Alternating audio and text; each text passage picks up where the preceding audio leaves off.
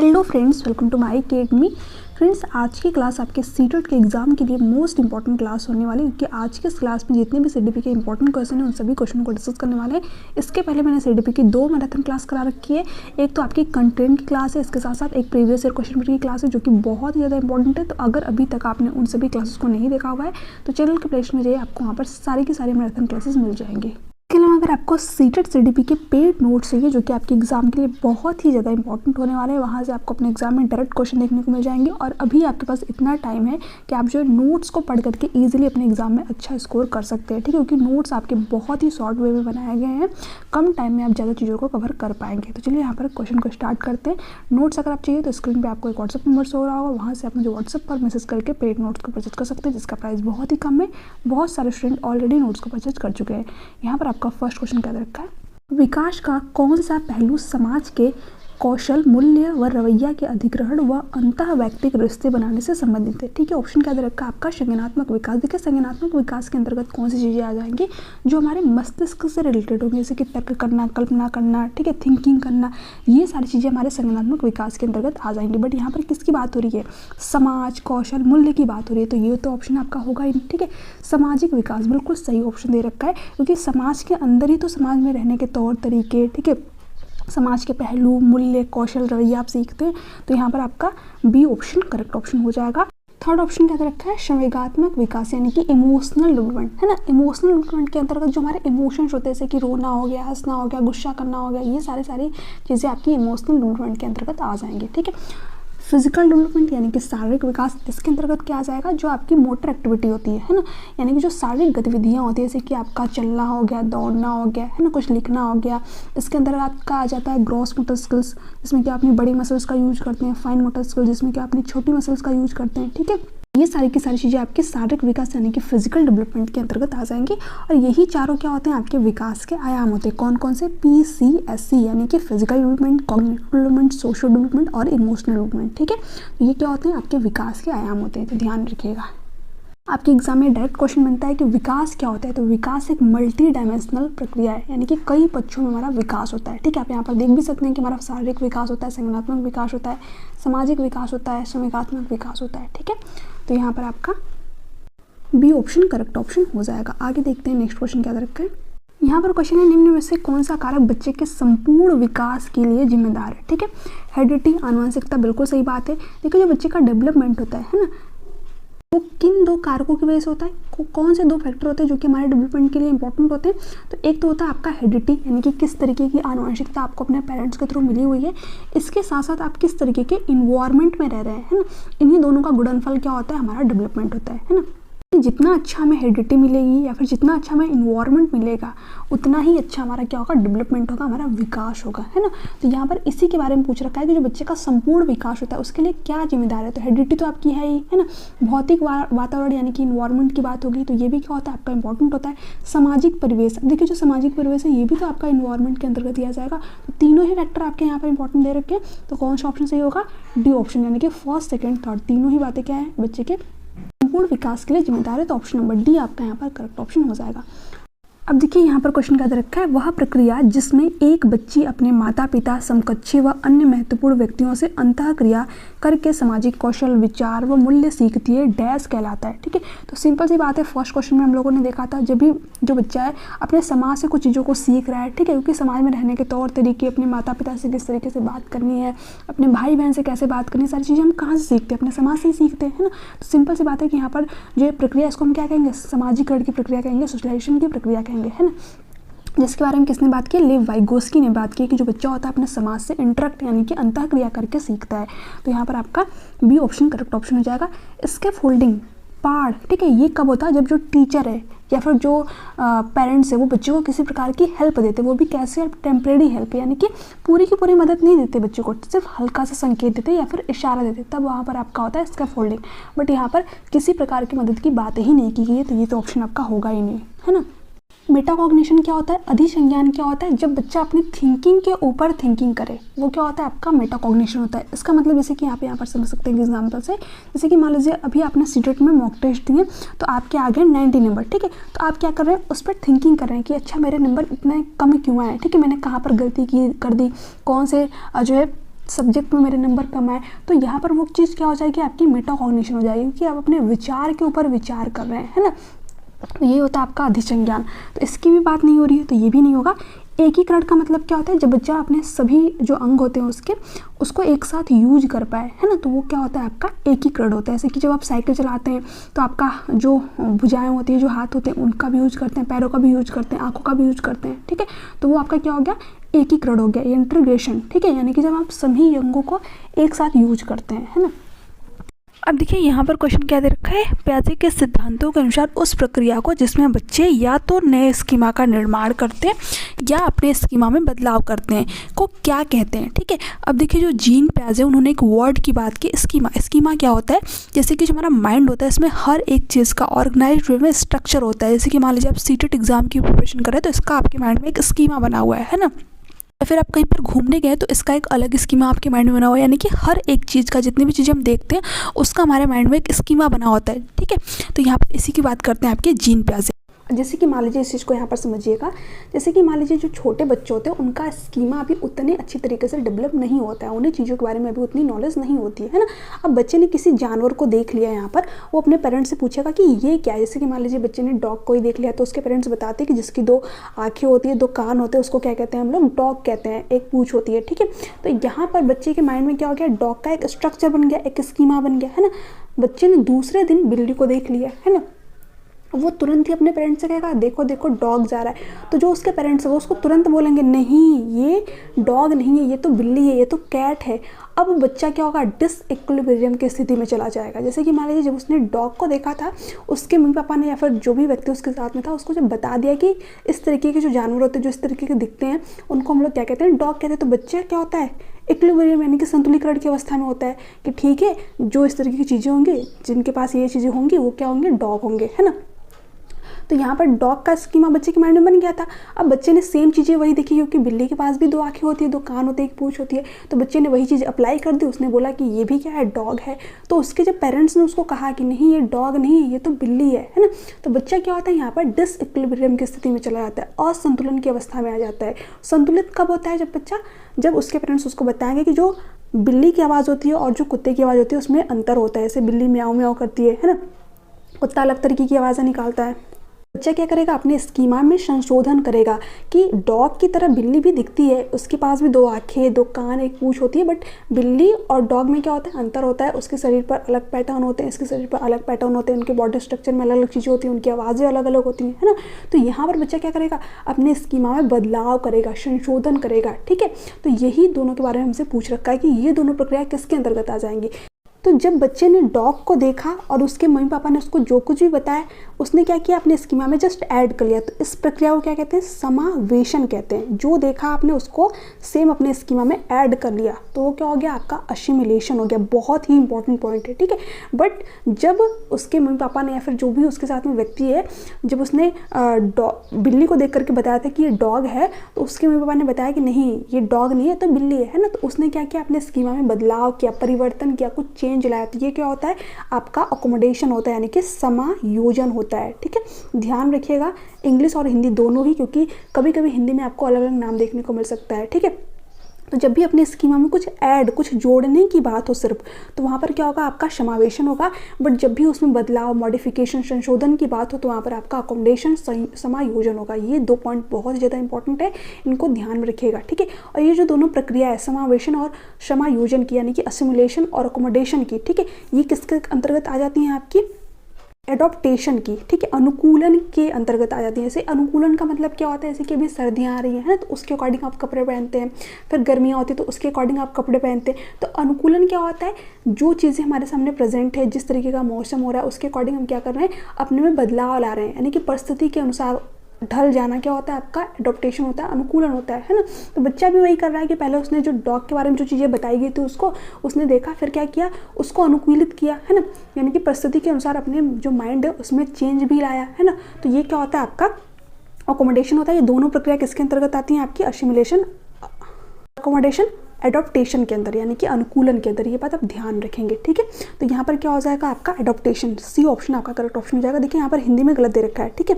यहाँ पर क्या होना चाहिए था, यहाँ पर इक्विलिब्रियम होना चाहिए था, ठीक है। तो हिंदी में आपका यहाँ पर लिख लीजिएगा अनुकूलन, ये होगा, ठीक है। यहाँ पर दे रखा है ये अनुकूलन। एडॉप्टेशन को क्या बोलते हैं? अनुकूलन।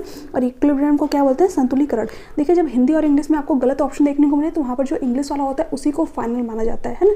तो यहाँ पर फोर्थ वाला ऑप्शन आपका नहीं होगा, यहाँ पर थर्ड वाला ऑप्शन आपका करेक्ट ऑप्शन हो जाएगा। बहुत ही इंपॉर्टेंट क्वेश्चन था, थोड़ा सा आपको माइंड लगा करके इस क्वेश्चन को करना था।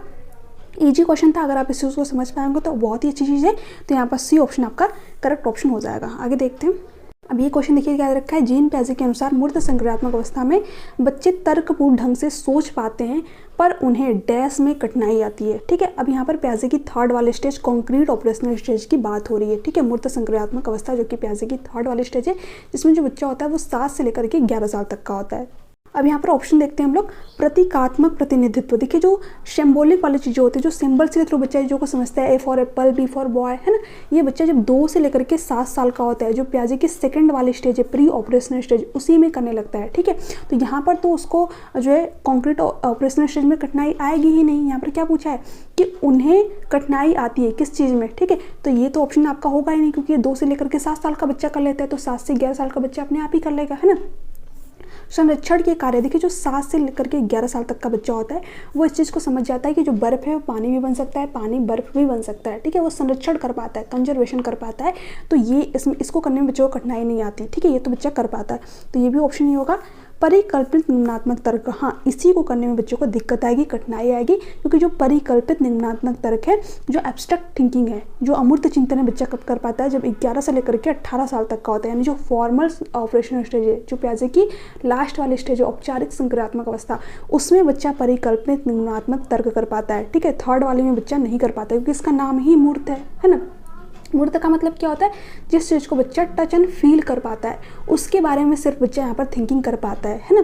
अमूर्त चीज़ों के बारे में बच्चा यहाँ पर सोच नहीं पाता। तो यहाँ पर यही क्वेश्चन में दे रखा था, मूर्त संक्रियात्मक अवस्था में बच्चे तर्कपूर्ण ढंग से सोच पाते हैं पर उन्हें डैश में कठिनाई आती है। तो क्या चीज़ करने में कठिनाई आती है?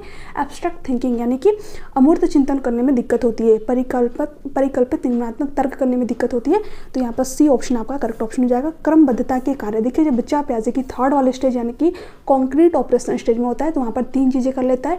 एक तो चीज़ों को वर्गीकृत कर पाएगा, ठीक है, उनकी शेप और साइज के आधार पर संरक्षण कर पाएगा, कंजर्वेशन कर पाएगा।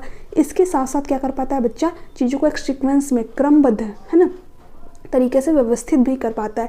तो कॉन्क्रीट ऑपरेशनल स्टेज के बारे में जब भी पूछा जाए तो आप 3 चीज़ें ध्यान रखिएगा कि बच्चा क्लासिफिकेशन कर पाएगा, वर्गीकरण कर पाएगा, संरक्षण कर पाएगा, इसके साथ साथ चीज़ों को एक क्रमबद्ध तरीके से व्यवस्थित भी कर पाएगा। ठीक है, सीक्वेंस। तो यहाँ पर ये 3 पॉइंट हम ध्यान में रखेंगे। यहाँ पर आपका कौन सा ऑप्शन चाहिए? Option number C. आगे देखते हैं।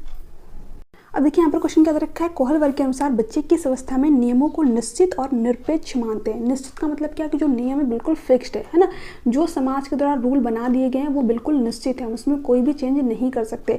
अगर कोई व्यक्ति समाज के नियम के खिलाफ जाता है तो उस पर कार्रवाई होनी चाहिए, है ना। बच्चा इस समय, ठीक है, जब वो लॉरेंस कोहलवर्ग के 4th वाले स्टेज में होता है तो यही मानसिकता बच्चे की होती है। ठीक है, जो लॉरेंस कोहलवर्ग है जिन्होंने कि नैतिक विकास के 3 लेवल दे रखे हैं, 3 स्तर उन्होंने बता रखे हैं, प्री कन्वेंशनल लेवल, उसके बाद में कन्वेंशनल लेवल, उसके बाद में पोस्ट कन्वेंशनल लेवल। देखिए हर एक लेवल में इन्होंने क्या किया है, 2-2 अवस्थाएं बता रखी है। ठीक है, तो यहाँ पर पहली जो लेवल है उनका, उसमें भी 2 अवस्थाएं इन्होंने बता रखी है। जो दूसरा वाला लेवल है कन्वेंशनल वाला, उसमें भी इन्होंने 2 अवस्थाएं बता रखी है। और जो तीसरा वाला लेवल है पोस्ट कन्वेंशनल वाला, इसमें भी इन्होंने 2 अवस्थाएं बता रखी है। ठीक है, तो जब बच्चा यहाँ पर दूसरे वाले लेवल, ठीक है, सेकेंड लेवल की 4th वाली स्टेज में होता है, क्योंकि यहाँ पर देखेंगे तो पहली स्टेज, दूसरी स्टेज, तीसरी स्टेज, और ये क्या हो जाएगी आपकी 4th वाली स्टेज। ठीक है, इसमें जब बच्चा होता है तो क्या मानता है कि जो नियम है बिल्कुल फिक्स और स्थायी होते हैं, है ना। अगर कोई व्यक्ति इन नियमों के खिलाफ जाता है तो उस पर कार्रवाई होनी चाहिए। तो यहाँ पर यही पूछ रखा है कि किस अवस्था में, ठीक है, यहाँ पर स्टेज की बात हुई, आप यहाँ पर देख सकते हैं इंग्लिश में, ठीक है, किस स्टेज में नियमों को निश्चित और निरपेक्ष मानते हैं। तो कौन से स्टेज में? 4th वाले स्टेज में। इसका नाम क्या होता है? सोशल कॉन्ट्रैक्ट ओरिएंटेशन, यानी कि सामाजिक अनुबंध अभिविन्यास। तो यहाँ पर भी ऑप्शन आपका करेक्ट ऑप्शन हो जाएगा। ये तो आपकी जो सजा और आज्ञाकारिता अभिविन्यास है एकदम फर्स्ट वाली स्टेज होती है। इसमें जो बच्चा होता है उसके अंदर नैतिकता होती नहीं है, सिर्फ वो दंड से बचने के लिए नैतिकता का पालन करता है। तो यहाँ पर ये होगा ही नहीं। ठीक है, सार्वभौमिक नैतिक अभिविन्यास, ये जो आपका पोस्ट कन्वेंशनल होता है, इसकी सबसे लास्ट वाली, यानी जो सबसे 6th वाली स्टेज होती है। ठीक है, तो उसमें जो बच्चा होता है वो सही गलत बच्चा तो अब होता ही नहीं है व्यक्ति, मतलब जो व्यक्ति होता है उसको फ़र्क नहीं पड़ता कौन से नियम समाज के द्वारा बनाए गए हैं कौन से नहीं बनाए गए हैं, वो समाज की भलाई के लिए जो सही होता है वो कार्य करता है। ठीक है, अपने नियम स्वयं बनाता है, जैसे कि महात्मा गांधी हो गए। ठीक है, यहाँ तक बहुत कम ही लोग पहुँच पाते हैं। तो ये आपकी लास्ट वाली स्टेज होती है, तो ये आपका यहाँ पर नहीं होगा। ठीक है, good boy good girl orientation, ये जो कन्वेंशनल स्टेजेस के बारे में मैंने बताया था, यहाँ पर जो फोर्थ वाली स्टेज है, जो थर्ड वाली आपकी होती है good boy good girl orientation, इसमें जो बच्चा होता है ना, दूसरों के सामने खुद को अच्छा साबित करने के लिए नैतिकता को प्रदर्शित करता है। ठीक है, जैसे कि अगर जो पेरेंट्स उसको कहते हैं कि अगर तुमने क्लासरूम में टॉप कर दिया तो मेरे अच्छे बच्चे हो, है ना, तो वो क्या करेगा बच्चा वहाँ पर नैतिकता को इसलिए प्रदर्शित करेगा ताकि उसके माता पिता उसको शाबाशी दें, अच्छा कहें। ठीक है, तो ये आपकी होती है थर्ड वाली स्टेज। ठीक है, तो मैंने सब कुछ आपको यहाँ पर डिटेल में बता रखा है। अगर मैराथन क्लास आप देखेंगे तो उसमें जो है आपको सारी चीज़ें यहाँ पर देखने को मिल जाएगी। हालांकि यहाँ पर जितनी चीज़ें दे रखी थी मैंने आप लोगों को सारी चीज़ें बिल्कुल डिटेल में बताने की पूरी कोशिश की है। तो यहाँ पर आपका क्या हो जाएगा, बी ऑप्शन आपका करेक्ट ऑप्शन हो जाएगा।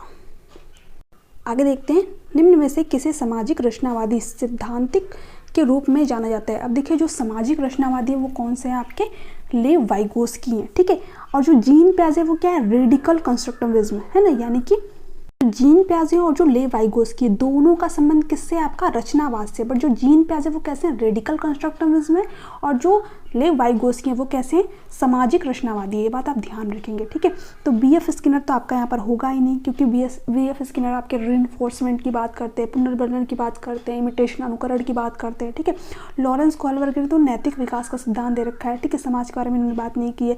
जे.पी. गिलफोर्ड से आपके एग्जाम में क्वेश्चन नहीं आता है। लेव वाइगोस्की आपका यहाँ पर जो है डी ऑप्शन करेक्ट ऑप्शन हो जाएगा। किसकी बात की है, समाज की बात की है, संस्कृति की बात की है, लैंग्वेज की बात की है। ठीक है, तो ये बात आप ध्यान रखेंगे, तो डी ऑप्शन आपका करेक्ट ऑप्शन हो जाएगा। आगे क्वेश्चन देखते हैं, यहाँ पर क्या दे रखा है। एक कक्षा में विद्यार्थी समूह में कार्य कर रहे हैं तथा प्रत्येक को समझ रहे हैं। शिक्षक यह देखती है कि एक समूह के सभी सदस्य आगे नहीं बढ़ पा रहे हैं, वह उन्हें इशारे व संकेत देकर उनकी सहायता करती है तथा पुनः उन्हें उनके प्रयासों पर छोड़ देती है। कक्षा में कौन से प्रत्यय का प्रयोग हो रहा है। सिंपल सा मैंने आप लोगों को बताया था, जहाँ पर संकेत और इशारे की बात हो तो वहाँ पर क्या हो जाएगा, आपका स्कैफ होल्डिंग हो जाएगा, जिसके बारे में बात कौन करते हैं, आपके लेव वाइगोस्की करते हैं। ठीक है, संकेत और इशारे, इसका मतलब यहाँ पर क्या होता है, जैसे कि मान लीजिए बच्चा कोई क्वेश्चन सॉल्व कर रहा है, फिर कोई स्किल सीख रहा है। ठीक है, उसको चीज़ें समझ में नहीं आ रही, कहीं पर उसको किसी भी पॉइंट पर दिक्कत हो रही है, तो जो टीचर है वो क्या करे, पूरा का पूरा क्वेश्चन उसको सॉल्व करके बता नहीं दे। ठीक है, बताना नहीं है पूरा का पूरा क्वेश्चन सॉल्व करके, उसको सिर्फ हल्का सा हिंट देना है, हल्का सा संकेत देना है, ताकि बच्चा उस क्वेश्चन को खुद सॉल्व करे अपना माइंड लगा करके। ठीक है, तो यही बात कहते हैं आपके लेव वाइगोस्की कि आप बच्चे को पूरा का पूरा क्वेश्चन सॉल्व करके मत बताइए, सिर्फ उसको हल्का सा संकेत दीजिए, हल्का सा इशारा दीजिए, हिंट दीजिए, ताकि बच्चा उस क्वेश्चन को खुद सॉल्व कर पाए। इसी का नाम इन्होंने दिया है स्कैफ होल्डिंग, है ना, यानी कि पार्ट तरीके से बच्चों को यहाँ पर अस्थायी मदद दी जाती है, टेम्परेरी हेल्प दी जाती है। तो यहाँ पर आपका बी ऑप्शन करेक्ट ऑप्शन हो जाएगा। बाकी कंडीशनिंग की बात आपके लेव वाइगोस्की नहीं करते हैं, इसकी बात आपके बी.एफ. स्किनर थॉर्नडाइक करते हैं। ठीक है, निष्क्रिय अनुकरण, देखिए जो निष्क्रिय वर्ड है आपके एग्जाम के लिए निगेटिव टैग वर्ड है। बच्चा कभी भी निष्क्रिय नहीं होना चाहिए, एक्टिव होना चाहिए, सक्रिय होना चाहिए। ठीक है, तो निष्क्रिय वाले ऑप्शन आपके एग्जाम में अगर आपको दिखे तो वो ऑप्शन आपके बिल्कुल भी नहीं होंगे। ठीक है, रटकर स्मरण एनपी और एनसीएफ के खिलाफ है कि बच्चों को चीज़ें ज़्यादा से ज़्यादा रटाइए मत, है ना, बच्चा कुछ एक्टिविटी करके सीखे, तो ये भी आपका गलत हो जाएगा। आगे देखते हैं यहाँ पर, अब देखिए यहाँ पर क्वेश्चन क्या दे रखा है, एक प्रगतिशील कक्षा की विशेषता, शिक्षक की गतिशीलता, बिल्कुल सही बात है। जो टीचर होना चाहिए वो कैसा होना चाहिए, मोबाइल की तरह होना चाहिए। ठीक है, यानी कि गतिशील होना चाहिए, एक्टिव होना चाहिए, जहाँ पर बच्चे को जरूरत है उसके अकॉर्डिंग टीचर जो है उसको चीज़ें प्रोवाइड करे, है ना, एक फैसिलिटेटर की तरह काम करे। तो ये बात बिल्कुल सही है ना। लचीला समूहीकरण, बिल्कुल सही बात है। देखिए जो समूहीकरण ये आपके एग्जाम के लिए निगेटिव टैग वर्ड है ना, बट लचीला समूहीकरण यानी कि फ्लेक्सिबिलिटी अगर आ जाए उसके साथ में तो ये आपके एग्जाम के लिए एक पॉजिटिव वर्ड भी हो जाता है। ठीक है, क्योंकि यहाँ पर देखिए लचीले समूहीकरण का मतलब क्या होता है कि हम विविधता वाले ग्रुप बनाए, है ना, जैसे कि जो ग्रुप बना रहे हैं उसमें एक जीनियस बच्चा भी हो, है ना, एक एवरेज बच्चा भी हो, एक जो है वंचित पृष्ठभूमि से जो बच्चा है वो भी हो, एक बच्चा हो जिसकी लैंग्वेज अलग हो, तो अलग अलग क्षमताओं वाले, अलग अलग कैपेसिटी वाले बच्चों का ग्रुप आप यहाँ पर बनाते हैं, तो हर एक बच्चा एक दूसरे से चीज़ों को सीखता है। ठीक है, तो यहाँ पर यही होता है आपका लचीला समूहीकरण, यानी कि हम अलग अलग एबिलिटी वाले ग्रुप बनाएंगे, है ना। तो यहाँ पर ये बात बिल्कुल सही है। ठीक है, बच्चों की स्वायत्ता, बिल्कुल सही बात है, जो बच्चा हो वो सीखने के लिए स्वतंत्र हो, यही तो कहती है आपकी जो है प्रोग्रेसिव क्लासरूम एनईपी और एनसीएफ की बच्चा जो है अपने क्वेश्चन को टीचर के सामने रखे, टीचर भी उसके क्वेश्चनों को सुने, ठीक है, और उस पर क्या करे, क्रिया प्रतिक्रिया भी दे। तो ये भी बात बिल्कुल सही है, ठीक है। बहुत सारी सामग्रियों का प्रावधान, बिल्कुल सही बात है, यानी कि हम बहुत सारी सामग्रियों का प्रावधान करेंगे ताकि जिस बच्चे की जैसी जरूरत है उसके अकॉर्डिंग उसको चीज़ें प्रोवाइड की जा सके। तो यहाँ पर चारों ही बातें सही दे रखी है। तो यहाँ पर कौन सा ऑप्शन सही होगा, फर्स्ट, सेकंड, थर्ड, फोर्थ, जो कि आपके ऑप्शन नंबर डी में दे रखा है। तो डी ऑप्शन आपका यहाँ पर करेक्ट ऑप्शन हो जाएगा। यहाँ पर क्वेश्चन देखते हैं क्या दे रखा है, कौन सी बुद्धि में शामिल बिंबों की कुशलतापूर्वक संचलन करने की क्षमता, आलेख के कौशल और तर्क उनका जिनके 2 से अधिक विमितियाँ हैं, ठीक है। जब भी छवियों, आलेख, बिंबों की बात हो वहाँ पर आपकी कौन सी इंटेलिजेंस होगी, स्पेशल इंटेलिजेंस होगी, यानी कि स्थानिक बुद्धि होगी, क्योंकि स्थानिक बुद्धि वाला जो व्यक्ति होता है उसके पास प्रॉपर स्थान की समझ होती है, कहाँ पर कौन सी चीज़ डिज़ाइन करते हैं। जैसे कि जो मूर्तिकार होते हैं, है ना, जो आर्किटेक्चर होते हैं, जो घरों के नक्शे वगैरह डिज़ाइन करते हैं, वो चीज़ों को देख करके, स्थान को देख करके बता सकते हैं कि यहाँ पर किस तरीके के जो है घर डिज़ाइन किए जा सकते हैं, ठीक है। जैसे जो मूर्ति होती है किस तरीके से डिज़ाइन करनी है, तो इनके पास क्या होती है, जो बिंब होते हैं, जो आलेख होते हैं, उनके बारे में एक अच्छी नॉलेज होती है। कौन से व्यक्ति के पास में, स्पेशल इंटेलिजेंस के पास में, ठीक है। तो यहाँ पर डी ऑप्शन आपका करेक्ट ऑप्शन हो जाएगा। तर्क गणितीय बुद्धिमत्ता किसके अंतर्गत होगी, जिसके अंदर लॉजिक करने की जो क्षमता है वो अच्छी हो, ठीक है। हर चीज़ के बारे में व्यक्ति तर्क कर पाए, जो मैथमेटिकल क्वेश्चन होते हैं उनको अच्छी तरीके से सॉल्व कर पाए, पैटर्न को खोज पाए, है ना। तो इनके अंदर कौन सी बुद्धि होगी, आपकी तार्किक गणितीय बुद्धि होगी। बट यहाँ पर इसकी बात तो हो नहीं रही है ना। शारीरिक गति संवेदनात्मक बुद्धि किसके अंतर्गत होती है, जिनका कि अपनी बॉडी पर एक अच्छा खासा कंट्रोल होता है ना, और जिस ऑब्जेक्ट को वो यूज कर रहे हैं उसको भी अच्छी तरीके से यूज कर पाते हैं, जिस डायरेक्शन में चाहते हैं वो रोटेट कर पाते हैं। जैसे कि सचिन तेंदुलकर जी हो गए, है ना, या फिर विराट कोहली हो गए। तो इनके पास क्या है, शारीरिक गति संवेदनात्मक बुद्धि है ना। या फिर जो सर्कस में काम करते हैं, क्योंकि इन लोगों का अपनी बॉडी पर एक अच्छा कंट्रोल होता है, जिस डायरेक्शन में चाहते हैं अपनी बॉडी को रोटेट कर पाते हैं। तो ये बात भी यहाँ पर नहीं हो रही है ना।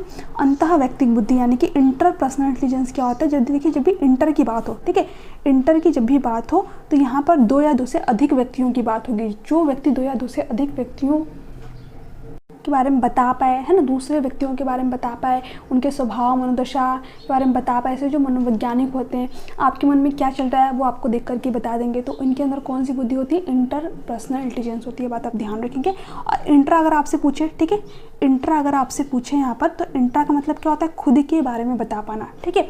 यानी कि जैसे गौतम बुद्ध हो गए, खुद के मनोभाव, स्वभाव, दशा के बारे में बता पाना, है ना। तो ये इंट्रापर्सनल इंटेलिजेंस वाले व्यक्ति के अंतर्गत आ जाएगी।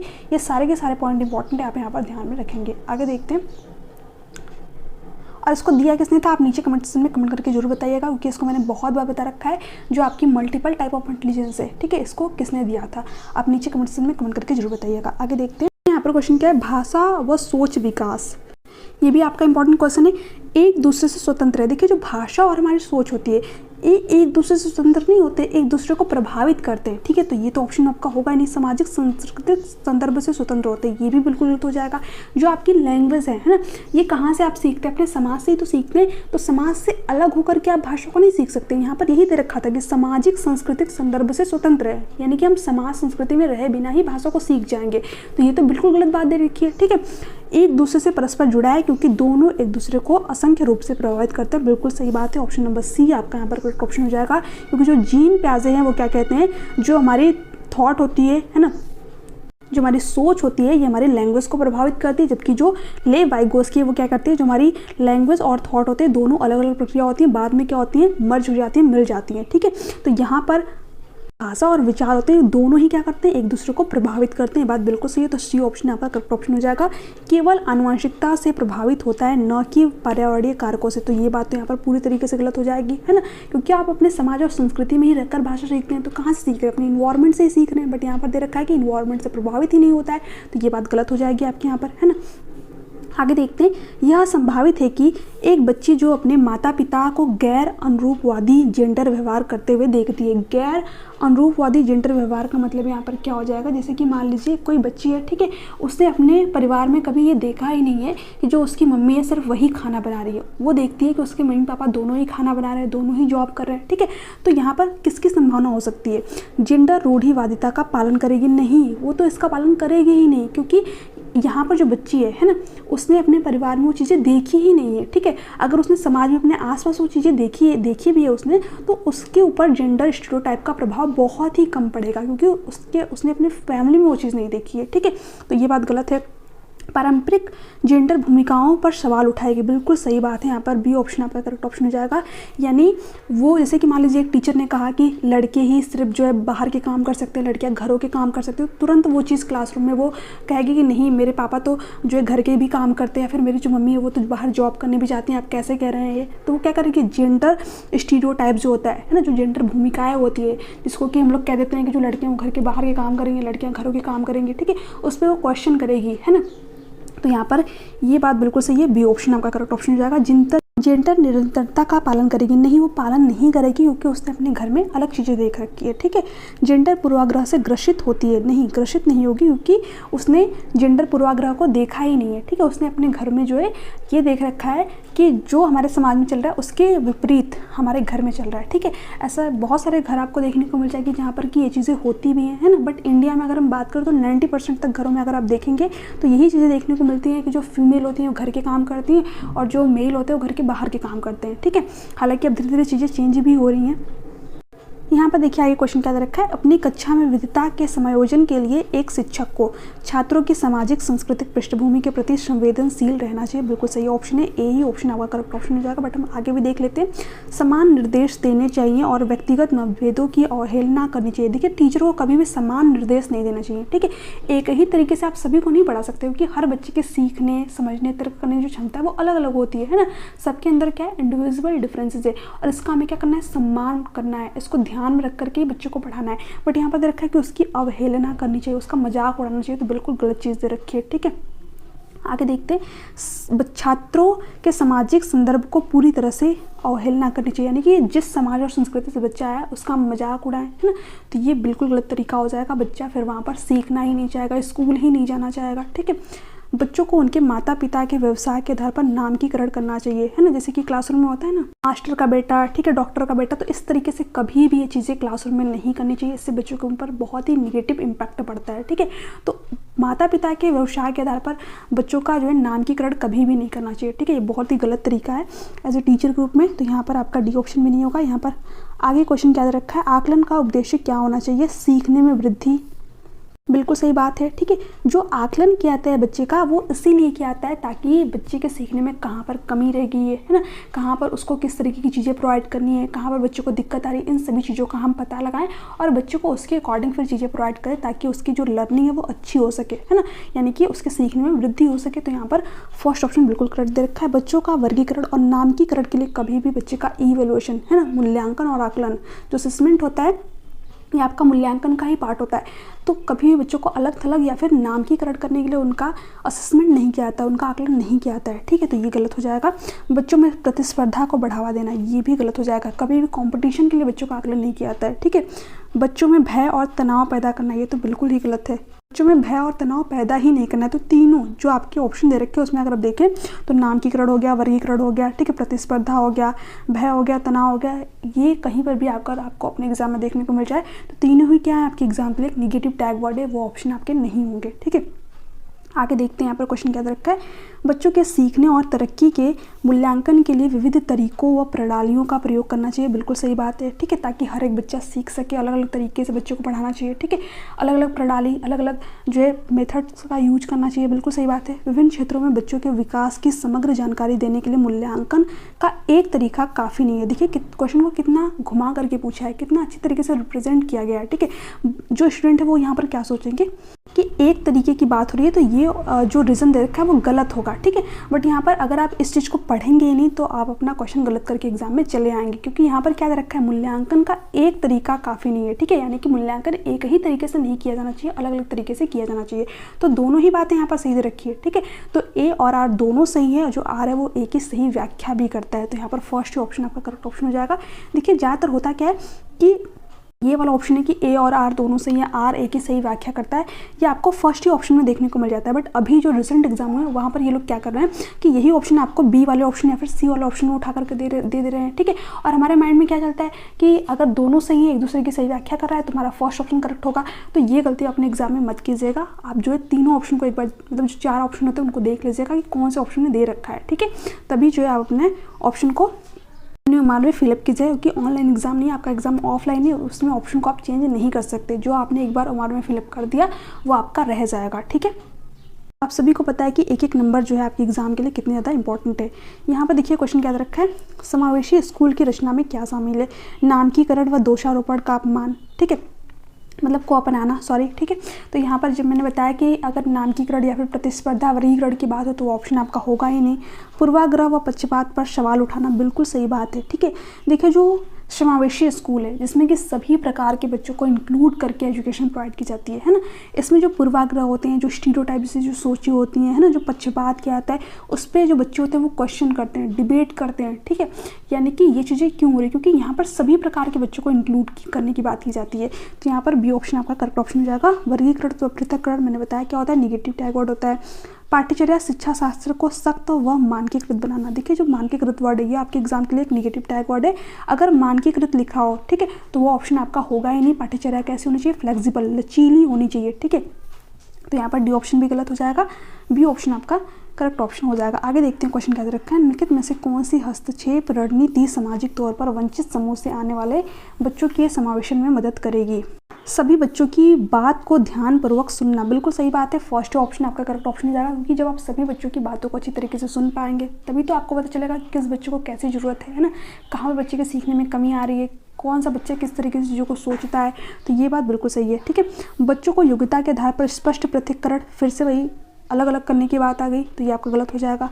बच्चों की उपस्थिति पर सख्त निगरानी व अनुपस्थिति, बच्चों को कड़ी शारीरिक सजा, ठीक है, कभी बच्चों को सजा, दंड, भय, है ना, इसकी बात हो तो वो भी ऑप्शन आपका नहीं होगा। ये भी आपके एग्जाम के लिए निगेटिव टैग वर्ड है ना, क्योंकि जो एनईपी और एनसीएफ है ये सजा के खिलाफ है ना, बच्चों को सजा देने की बात नहीं करता है, तो ये भी आपका गलत हो जाएगा। यहाँ पर डी ऑप्शन क्या रखा है, स्कूल के वार्षिक दिवस व अन्य उत्सवों में केवल उच्च उपलब्धि वाले बच्चों की भागीदारी, ये तो बिल्कुल ही गलत है। सभी प्रकार के बच्चों को जो है किसी भी प्रकार का उत्सव उसमें भागीदारी, पार्टिसिपेट कराना है, ठीक है, केवल उच्च उपलब्धि वाले बच्चों को नहीं, सभी प्रकार के बच्चों को, ठीक है, सभी बच्चों को। यहाँ पर क्वेश्चन क्या रखा है, नेक्स्ट लर्निंग डिसेबिलिटी से एक क्वेश्चन आपके एग्जाम में आना है, इस बार भी आपको देखने को मिलेगा, ठीक है, क्योंकि यहाँ से आपके एग्जाम में हर बार क्वेश्चन आते हैं। लेखन कार्य में शब्दों की चूक, धीमी नकल की गति, लिखने में अन्य चुनौतियाँ, किसकी विशिष्ट पहचान। देखिए जब भी बच्चों को लिखने में दिक्कत आए, ठीक है, तो वहाँ पर ये समस्या किससे संबंधित होती है, आपकी डिस्ग्राफिया, ठीक है। तो यहाँ पर क्या हो जाएगा आपका लेखन वैकल्य, तो फर्स्ट ऑप्शन आपका करेक्ट ऑप्शन हो जाएगा। गुणज वैकल्य में क्या होता है, बच्चे को कैलकुलेशन में दिक्कत आती है, जो गणितीय अवधारणाएं होती है उसको बच्चा सही तरीके से समझ नहीं पाता, तो ये ऑप्शन आपका नहीं होगा। स्वालीनता क्रम विकार, ऑटिज्म में क्या होता है, बच्चा एक ही चीज़ को बार बार रिपीट करेगा, है ना, समाज में संप्रेषण करने में बच्चों को दिक्कत आती है, सोशल कम्युनिकेशन बच्चा सही तरीके से नहीं कर पाता है, ठीक है, क्योंकि ये जो शब्द होते हैं उसी को बच्चा बार बार रिपीट करता है, रिपीटेटिव बिहेवियर करता है, तो ये भी नहीं होगा। प्रतिभाशाली के बारे में आप सभी को पता है, जो गिफ्टेड चाइल्ड होते हैं जिनकी IQ जो है 140 प्लस होती है, जिसका कि यहाँ पर कोई मतलब नहीं दे रखा है कि ये लर्निंग डिसेबिलिटीज़ वाले बच्चों के अंतर्गत नहीं आते हैं, ठीक है, तो ये डी ऑप्शन सिर्फ आपको ऐसे ही गुमराह करने के लिए दे रखा है, ठीक है। आगे देखते हैं, ये भी आपका इंपॉर्टेंट क्वेश्चन है। आरव ब्लैक बोर्ड के बहुत नज़दीक बैठने पर जोर देता है और पढ़ते समय किताब को अपनी आंखों के बहुत पास रखता है, ऐसी स्थिति में एक शिक्षक को क्या करना चाहिए। आरव को इस व्यवहार पर कड़ी सजा देनी चाहिए, नहीं, सजा तो देना ही नहीं चाहिए, मैंने बताया आप लोगों को, ठीक है, तो ये तो ऑप्शन आपका होगा ही नहीं, है ना। आरव की आंखों की जांच के लिए पेशेवर विशेषज्ञ की सलाह लेनी चाहिए, क्योंकि आरव जो है उसकी आंखों में दिक्कत है ना, तभी तो वो जो बुक है उसको बहुत पास ला करके पढ़ रहा है, ठीक है। इसके साथ साथ वो क्या कर रहा है, ब्लैक बोर्ड के पास बैठने पर जोर दे रहा है, ठीक है। तो ऐसे में एक टीचर को क्या करना चाहिए, जो पेशेवर डॉक्टर है उनसे सलाह लेनी चाहिए कि इस बच्चों के लिए क्या क्या हम चीज़ें उपलब्ध करा सकते हैं या फिर किस तरीके से इनको हम टीच कर सकते हैं, ठीक है। तो यहाँ पर बी ऑप्शन आपका करेक्ट ऑप्शन हो जाएगा। बेकार अंक वाले रिपोर्ट कार्ड को उसके माता पिता के पास भेज देना चाहिए, है ना, यानी कि बच्चे की जो उपलब्धि उसमें अगर कमी आए, क्योंकि बच्चे को देखने में दिक्कत है, तो सिंपल सी बात है वो नॉर्मल बच्चों की अपेक्षा जो है उसको सीखने में कठिनाई आएगी, तो उसका रिपोर्ट कार्ड अगर बेकार आएगा तो उसको माता पिता के पास भेज दे कि आपका बेटा नकारा है या फिर बेटी नकारी है, ठीक है, उसको पढ़ना ही नहीं आता। तो ये सारी चीज़ें बिल्कुल गलत होती है। एक टीचर की रिस्पॉन्सिबिलिटी होती है कि बच्चे की जैसी ज़रूरत है उसको समझे, ठीक है, फिर उसके अकॉर्डिंग अपनी जो टीचिंग मेथड है, जो सामग्रियाँ होती है बच्चे को उपलब्ध कराए। तो यहाँ पर ये गलत दे रखा है। आरओ की दृष्टिबाधिता विद्यार्थियों के लिए विशिष्ट स्कूल में भेज देना चाहिए, नहीं, कभी भी बच्चों को कोई भी बाधिता है तो उसको विशिष्ट स्कूल में नहीं भेजना। ये आपकी बात कहती है इंक्लूसिव एजुकेशन के सभी प्रकार के बच्चों को एजुकेशन प्रोवाइड करनी, चाहे बच्चा कैसे भी हो, उसके अकॉर्डिंग हम क्या करेंगे, उसको चीज़ें प्रोवाइड करेंगे। तो एज़ पर नीड एजुकेशन देने की बात करती है आपकी इंक्लूसिव एजुकेशन। यहाँ पर क्वेश्चन क्या है, मौलिकता, सोच में प्रवाह और लचीलापन किसकी प्रमुख विशिष्टता है। ठीक है, देखिए मौलिकता, सोच में प्रवाह, ठीक है, लचीलापन, ये किसकी विशिष्टता होती है, क्रिएटिविटी यानी कि रचनात्मकता की। तो यहाँ पर बी ऑप्शन आपका करेक्ट ऑप्शन हो जाएगा। स्वालीनता तो एक प्रकार का आपका विकार होता है, डिसेबिलिटीज़ होती है, जिसमें कि जो बच्चा होता है शब्दों को बार बार रिपीट करता है, तो ये तो ऑप्शन आपका होगा नहीं। डिसलेक्सिया भी क्या होता है, आपका विकार होता है, ठीक है, जिसमें जो बच्चा होता है उसको पढ़ने में दिक्कत आती है, ठीक है, और इस बच्चों को पढ़ाया कैसे जा सकता है, ध्वन्यात्मक प्रशिक्षण के माध्यम से, यानी कि ध्वनियों का उच्चारण करवा करके। ठीक है, ठीक है, तो डी ऑप्शन क्या दे रखा है, ध्यान न्यूनता, अतिक्रियाशीलता विकार, यानी कि attention deficit hyper activity disorder. इसमें जो बच्चा होता है उसका जो ध्यान होता है लंबे समय तक किसी एक ही चीज़ पर टिक के नहीं रह पाता है ना, उसका ध्यान बार बार जो है हटता रहता है किसी भी चीज़ से। तो यहाँ पर डी ऑप्शन भी नहीं होगा। अगर आप थोड़ा सा भी दिमाग लगाएंगे तो देखिए ये तीनों ही बातें आपकी लर्निंग डिसेबिलिटीज़ के बारे में दे रखी थी, जो अधिकतम अक्षमता होती है। ठीक है, तो बचता कौन सा ऑप्शन, आपका एक ही ऑप्शन बचता है, क्रिएटिविटी। तो यहाँ पर बी ऑप्शन आपका करेक्ट ऑप्शन हो जाएगा। ठीक है, तो एग्जाम में ऐसे बहुत सारे क्वेश्चन आपको देखने को मिल जाएंगे जिसके बारे में अगर आपने कुछ भी नहीं पढ़ा है, अपना सिर्फ थोड़ा सा कॉमन सेंस यूज़ करेंगे तो उसका आंसर आपको ईजिली मिल जाएगा। ठीक है, पर आगे क्वेश्चन देखते हैं।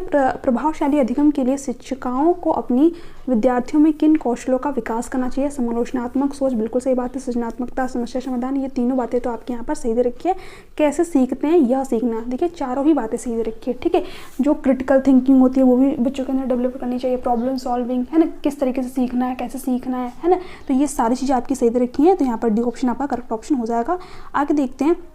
सहयोगात्मक अधिगम को सुशासित करने के लिए शिक्षकों को विद्यार्थियों में आपसी संवाद को प्रोत्साहित करना चाहिए। बिल्कुल सही बात है। जब बच्चा एक दूसरे के साथ में संवाद करता है, वाद विवाद करता है, ठीक है, अपने विचारों को शेयर करता है, दूसरे विचारों को सुनता है, तो वहाँ पर एक दूसरे से सहयोग से तो सीख रहा है। तो ये बात बिल्कुल सही है। सीखना, दूसरों की मदद लेकर सह निर्माण की प्रक्रिया। अभी ये मैंने आप लोगों को बताया कि जो बच्चा होता है अपने ज्ञान का निर्माण स्वयं करता है। ठीक है, अगर वो दूसरे बच्चों के साथ में वाद विवाद कर रहा है, डिबेट कर रहा है ना, तो दूसरे बच्चों के विचार को भी सुन रहा है, अपने विचारों को रख भी रहा है। ठीक है, तो उसका जो लर्निंग है वो क्या होगी, और भी ज़्यादा इफेक्टिव होगी, और भी ज़्यादा प्रभावी होगी। तो ये बात बिल्कुल सही है। तो ए और आर दोनों सही है, और जो आर है वो एक ही सही व्याख्या भी कर रहा है। तो फर्स्ट ऑप्शन आपका करेक्ट ऑप्शन हो जाएगा। आगे देखते हैं। बच्चों के सीखने के बारे में निम्नलिखित में से कौन सा कथन सही नहीं है। जो सही नहीं है उसके बारे में बताना है। बच्चे चक्रीय तरीके से सीखते हैं, ये बात तो बिल्कुल सही है। ठीक है, कम कभी ज़्यादा, यानी कि कैसे सीखते हैं, स्पाइरल वे में सीखते हैं। ठीक है, बच्चे रेखीय तरीके से सीखते हैं, यही बात गलत रखिए, यही बात सही नहीं है। बच्चे कभी भी लीनियर वे में नहीं सीखता है ना, ऐसा थोड़ी कि जो आपकी नॉलेज है वो हमेशा एक जैसी बनी रहती है ना, तो ये गलत दे रखा और यही आपका करेक्ट ऑप्शन हो जाएगा। क्योंकि पूछा ये कौन सा सही नहीं है, तो यही बात आपकी सही नहीं है। बच्चे अपनी गलतियों और त्रुटियों से सीखते, बिल्कुल सही बात है। जब तक आप मिस्टेक नहीं करेंगे, गलतियां नहीं करेंगे, तब तक आप चीज़ों को सीख ही नहीं पाएंगे, है ना। तो ये भी बात सही है कि जो बच्चे होते हैं अपनी गलतियों और त्रुटियों से ही सीखते हैं, है ना। बच्चे तब सीखते हैं जब वे सक्रिय संबंध में सक्षम होते हैं। तो ये भी बात सही है, जब तक बच्चा एक्टिव नहीं होगा तब तक किसी चीज़ को थोड़ी नहीं सीख पाएगा। तो यहाँ पर तीनों बातें आपकी सही दे रखी थी, एक ही बात सही नहीं दे रखी थी, जिसके बारे में उनसे पूछ रखा था कि कौन सा सही नहीं है। तो बी ऑप्शन आपका करेक्ट ऑप्शन हो जाएगा। आगे देखते हैं। एक रचनावादी कक्ष में डैश सीखने का केंद्र होता है। तो देखिए जो रचनावादी कक्ष होती है उसमें सीखने का केंद्र क्या होता है कि बच्चा एक्टिव हो, मीनिंग मेकिंग करे, अपने ज्ञान का निर्माण करे, ठीक है, कुछ अन्वेषण करे, खोज करे। तो यहाँ पर देखिए अनुबंधन दे रखा है, तो ये तो ऑप्शन आपका होगा नहीं, क्योंकि इसमें जो बच्चा होता है किसी पुरस्कार की वजह से सीखता है या फिर दंड से बचने के लिए सीखता है ना। कंडीशनिंग मतलब उसको एक कंडीशन दे देना, है ना। रट कर स्मरण करना, तो मैंने बताया कि जहाँ पर भी रटने की बात आ जाए तो वो ऑप्शन आपका होगा ही नहीं, क्योंकि एनईपी और एनसीएफ रटने की बात करते ही नहीं है। मीनिंग मेकिंग बिल्कुल सही बात है। तो यहाँ पर सी ऑप्शन आपका करेक्ट ऑप्शन हो जाएगा। जो रचनावादी कक्षा होती है वो यही कहती है बच्चा अपने ज्ञान का खुद निर्माण करे, ठीक है, स्वयं निर्माण करे और अर्थ बनाए हर एक चीज़ का, है ना, यानी कि उसको चीज़ों का अर्थ समझ में आए। ऐसा नहीं कि सब चीज़ों को रट लिया, ठीक है, उसके बारे में जान पाए बच्चा। तो यहाँ पर सी ऑप्शन आपका करेक्ट ऑप्शन हो जाएगा। ड्रिल एंड प्रैक्टिस है तो बिल्कुल ही गलत चीज़ हो जाती है, यानी कि बार बार चीज़ों को रिपीट करा करके बच्चों को सिखा रहे हैं, एक तरीके से वही रटने की बात होगी। तो यहाँ पर डी ऑप्शन भी नहीं होगा। आगे देखते हैं। विद्यार्थियों को सक्षम करने के लिए वे अपने सीखने को विनियमित कर पाएँ। एक शिक्षक को बच्चों को निष्क्रिय, फिर से गलत हो जाएगा, ठीक है, निष्क्रिय तो बच्चा होना ही नहीं चाहिए। सीखने की प्रक्रिया पर सख्त नियंत्रण रखना चाहिए, नहीं, सीखने की प्रक्रिया जो होती है वो स्वतंत्र होनी चाहिए, है ना। बच्चा वहाँ पर क्वेश्चन कर पाए, टीचर भी बच्चे से क्वेश्चन करे, ठीक है। बच्चों को स्वयं लक्ष्य तय करने करने व उसे पाने रणनीतियों पर काम करने के लिए हतोत्साहित करना चाहिए, नहीं उसे प्रोत्साहित करना चाहिए। बच्चे से कहना चाहिए कि वो स्वयं कोई लक्ष्य बनाए, है ना, उसको पाने के लिए रणनीतियाँ बनाए, अलग अलग डायरेक्शन में सोचे। इस चीज़ के लिए बच्चों को प्रोत्साहित करना चाहिए, डिस्करेज नहीं करना चाहिए, है ना। बच्चों में अधिसंज्ञानात्मक क्षमताओं के विकास पर ध्यान केंद्रित करना चाहिए। बिल्कुल सही बात है। अधिसंज्ञान का मतलब मैंने आप लोगों को बताया था, बच्चे क्या करे, अपने ही थिंकिंग पर थिंकिंग करे, ठीक है। इसलिए आप लोगों को बार बार प्रीवियस ईयर क्वेश्चन पेपर लगाने के लिए कहा जाता है, ताकि आप खुद सोच पाएंगे, ठीक है। आपको खुद पता चलेगा कहाँ पर किस डायरेक्शन में मुझे मेहनत करनी है, ठीक है। तो सब्जेक्ट में मेरे नंबर कम है ना। आपका प्रीवियस ईयर क्वेश्चन पर जब आप लगाएंगे तो आपको वहीं से पता चलेगा कि कहाँ पर आपको ज़्यादा मेहनत करनी है, कहाँ पर कम मेहनत करनी है, ठीक है। किसी और को बताने की जरूरत नहीं होगी, ठीक है। तो ये क्या होता है, आपका मेटाकॉग्निशन होता है, जब आप अपने विचार पर विचार करते हैं। इस पर एक टीचर को ध्यान केंद्रित करना चाहिए ताकि बच्चा अच्छी तरीके से चीज़ों को सीख पाए। आगे देखते हैं, छात्रों को प्रभावी समस्या समाधान को सक्षम करने के लिए सुलझाए हुए उदाहरणों पर विचार करने के लिए प्रोत्साहित किया जाना चाहिए। बिल्कुल सही बात है, ठीक है। बाकी के ऑप्शन में देख लेते हैं। सुलझाए हुए उदाहरणों को देकर उन्हें वही रणनीतियों को निष्क्रिय रूप से समान समस्याओं में स्थानांतरित करने के लिए कहा जाना चाहिए, नहीं, है ना। ऐसा नहीं कि जो उदाहरण आपने बच्चों को बताया सेम वही बच्चा अप्लाई करे, है ना। उसमें कुछ बच्चा चेंज भी लाए, अपना दिमाग भी लगाए, ठीक है। तो ये गलत दे रखा है। बोल कर सोचने के लिए हतोत्साहित करना चाहिए, नहीं, बच्चे को जो है सोचने के लिए प्रोत्साहित करना चाहिए, हतोत्साहित नहीं करना चाहिए। कभी भी डिस्करेज करने की बात आए तो वो ऑप्शन आपका नहीं होगा। सुलझाए हुए उदाहरणों को देखने में हतोत्साहित करना, ये तो बिल्कुल गलत चीज़ हो जाएगा, ठीक है। फिर से वही डिस्करेज की बात कर दी गई है। आगे देखते हैं, एक प्रभावी शैक्षिक रणनीति है सीखने की प्रक्रियाओं पर शिक्षक का पूर्ण नियंत्रण नहीं, टीचर का नियंत्रण होना ही नहीं चाहिए, ठीक है। टीचर और छात्र दोनों ही एक्टिव होने चाहिए। संकल्पना मानचित्र बनाना व नई जानकारी को पूर्व जानकारी से जोड़ना, बिल्कुल सही बात है। जब भी नई जानकारी को पूर्व जानकारी से जोड़ने की बात की जाए तो वो ऑप्शन आपका बिल्कुल करेक्ट होगा, कि जो एनईपी और एनसीएफ वो क्या कहती है कि बच्चे को उसकी प्रीवियस नॉलेज से जोड़ करके बताइए, जो चीज़ें वो जानता है ना। जब आप उसका एग्जाम्पल बच्चे को देते हैं तो बच्चा जो है अच्छी तरीके से चीज़ों में कनेक्शन, मतलब एक कनेक्ट कर पाता है कि अच्छा ये चीज़ तो हम जानते हैं, है ना, इसी के बारे में बताया जा रहा है चीज़ें। तो यहाँ पर बी ऑप्शन आपका करेक्ट ऑप्शन हो जाएगा। जानकारी को गैर प्रासंगिक बनाना और उसे वियोजित टुकड़ों में याद करना गलत हो जाएगा। अनिरर्थक वेधन और अभ्यास, फिर से वही ड्रिल प्रैक्टिस की बात कर दी तो ये भी गलत हो जाएगा।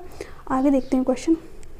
हल्का से क्वेश्चन ब्लर हो गया आपका, ठीक है, तो मैंने इसका लीजिएगा। सजेशन क्या दे रखा है, बच्चे अक्सर विविध घटनाओं व समझने के लिए अपने स्वयं सिद्धांत गढ़ते हैं। बिल्कुल सही बात है। जो बच्चा होता है अपने ज्ञान का निर्माण स्वयं करता है, ठीक है, स्वयं चीज़ों के बारे में समझ बनाता है, तो बात बिल्कुल सही है। बच्चे सक्रिय प्राणी हैं जो हमेशा अर्थ बनाने की प्रक्रिया में लगे रहते हैं। बिल्कुल सही बात है। बच्चे किसी भी चीज़ को देखता है उस चीज़ के लिए क्वेश्चन करता है, बार बार डिबेट करता है कि ये चीज़ क्या है, ठीक है। आपने देखे होंगे जो छोटे बच्चे होते हैं वो तो ज़्यादातर क्वेश्चन करते हैं, ठीक है। तो ये बात बिल्कुल सही है कि जो बच्चा चीज़ें देखते हैं उसके बारे में क्या करते हैं, अपने ज्ञान का निर्माण करते हैं, स्वयं सिद्धांतों की रचना करते हैं। तो ए और आर दोनों सही है और एक दूसरे की सही व्याख्या भी कर रहे हैं। तो कौन सा ऑप्शन आपका सही हो जाएगा, ऑप्शन नंबर फर्स्ट। ए और आर दोनों सही हैं, जो आर है वो ए की सही व्याख्या भी कर रहा है, ठीक है। आगे देखते हैं, यहाँ पर सेकंड लास्ट क्वेश्चन है। जब विद्यार्थी महसूस करते हैं कि सीखने की गतिविधियाँ पर उनका नियंत्रण है तब उनकी अभिप्रेरणा का स्तर डैश जाता है और वे डैश विद्यार्थी बन जाते हैं। जैसे कि मान लीजिए जब बच्चा ये अनुभव करे, है ना, टीचर का नियंत्रण नहीं है यहाँ पर, जो बच्चा है उसका खुद का नियंत्रण। जैसे कि मान लीजिए जब आप खुद ही ये चीज़ महसूस कर रहे हैं, जितना मैं सीख रहा हूँ, है ना, उसको मैं कंट्रोल कर सकता हूँ, उसको मैं बढ़ा सकता हूँ, या फिर जिस सब्जेक्ट में मेरे नंबर नहीं आ रहे हैं, कम आ रहा है, उस पर अगर मैं मेहनत करूँ, एफर्ट लगाऊँ, प्रैक्टिस करूँ तो उसमें मेरे नंबर इंक्रीज भी हो सकते हैं, है ना। तो यहाँ पर जो सीखने की प्रक्रिया है इस पर क्या है, आपका खुद का नियंत्रण है ना। तो ये बात बिल्कुल सही है।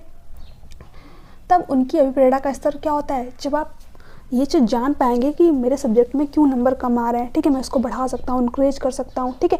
तो आपकी जो मोटिवेशन होगा वो क्या होगा, बढ़ जाएगा, ठीक है। जैसे कि मान लीजिए आपके मैथ्स में नंबर कम आ रहे थे, क्योंकि ज़्यादातर लोगों का मैथ्स ही कमज़ोर होता है, ठीक है।